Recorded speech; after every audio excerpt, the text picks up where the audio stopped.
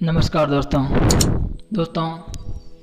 इससे पहले वाले वीडियो में मैंने षटकर्म का दूसरा कर्म जो दूसरी क्रिया है वो धोती का पहला प्रकार बता दिया था, वो था भवन धोती। दोस्तों इस वीडियो में आपको बताऊंगा वारिसार धोती क्या है, इसे क्या होता है और यह कैसे करते हैं, क्या लाभ है, इससे किसको करनी चाहिए किसको नहीं करनी चाहिए। दोस्तों भारी का अर्थ होता है पानी, सार का अर्थ है मूल सार।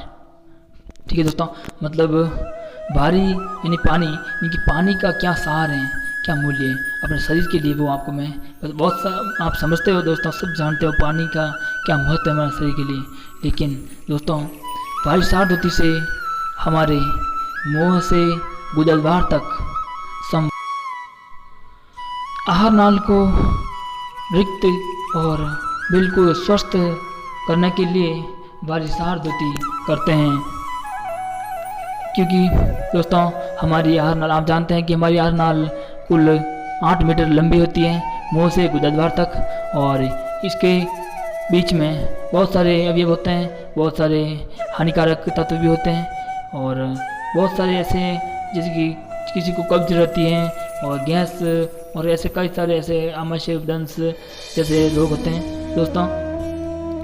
दोस्तों पुरानी से पुरानी कब्ज को सही करने के लिए, कब्ज का जड़ से खात्मा करने के लिए वारिसार धोती करनी बहुत ही जरूरी है। जो व्यक्ति वारिसार धोती करता है उसे कभी पेट से संबंधित कोई बीमारियां हो ही नहीं सकती। दोस्तों चलते हैं अभी इसे कैसे करते हैं, मैं आपको विधि बताता हूँ। दोस्तों सबसे पहले तो हमें एक बड़ा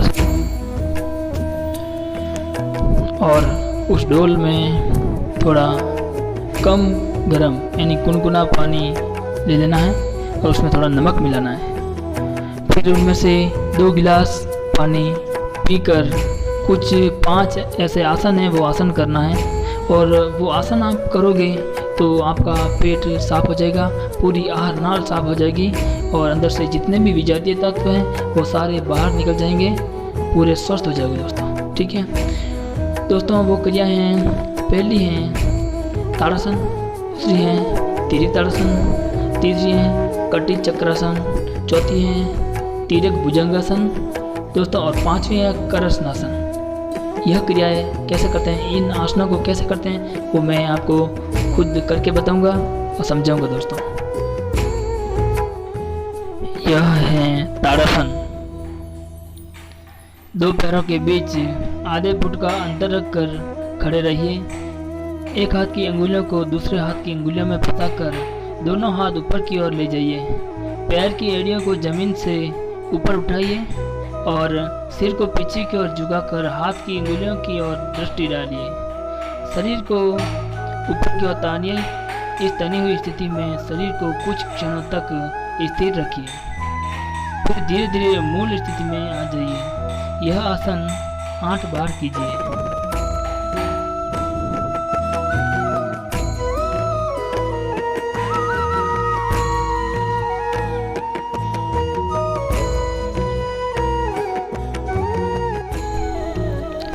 दूसरा कर्म, दूसरी क्रिया तिर्यक ताड़ासन। सबसे पहले ताड़ासन की स्थिति धारण कीजिए। पैर की एड़ियों को जमीन से उठाए रखकर शरीर को पहले दाईं ओर फिर बाईं ओर झुकाए। शरीर मुख्यतः कमर से झुकना चाहिए। इस आसन को प्रत्येक और 8 बार कीजिए। तीसरी क्रिया कटी चक्रासन। दोनों पैरों के बीच लगभग 2 फुट का अंतर रखकर खड़े रहिए। दोनों हाथ शरीर की तरफ कंधे के बराबर ऊपर उठाए। अब शरीर को कमर से दाईं ओर घुमाइए। बायां हाथ दाएं कंधे पर लगाइए और दायां हाथ पीठ के पीछे ले जाइए। इसके बाद शरीर को पुनः मूल स्थिति में लाकर बाईं ओर घुमाए। इस आसन को प्रत्येक और 8 बार कीजिए। चौथी क्रिया तिर्यक भुजंगासन। जमीन पर आधे लेट जाइए। हथेलियों को कंधों से भुजाओं को सटाते हुए जमीन पर टिकाइए। पीठ की स्नायुओं की सहायता से धड़ और सिर को ऊपर उठाइए। हाथों पर कम से कम वजन आए ऐसा प्रयत्न कीजिए। अब सिर और धड़ को दाईं ओर घुमाकर बाएं पैर की एड़ी को देखिए। इसके बाद सिर और धड़ को बाईं ओर घुमाकर दाएं पैर की एड़ी को देखिए। अंत में मूल स्थिति में आ जाइए। इस आसन को 8 बार कीजिए। 5वीं क्रिया है उदर करशनासन। घुटने मोड़कर जमीन पर तन कर बैठ जाइए। हथेलियां घुटनों पर रखिए। अब बाएं घुटने को नीचे जमीन पर ले जाइए। धड़ को यथासंभव बाईं ओर मोड़िए और बाईं ओर से पीछे की तरफ देखिए। पुनः मूल स्थिति में आ जाइए। इसके बाद इस आसन को दूसरी ओर भी कीजिए। इस आसन को प्रत्येक और 8-8 बार कीजिए।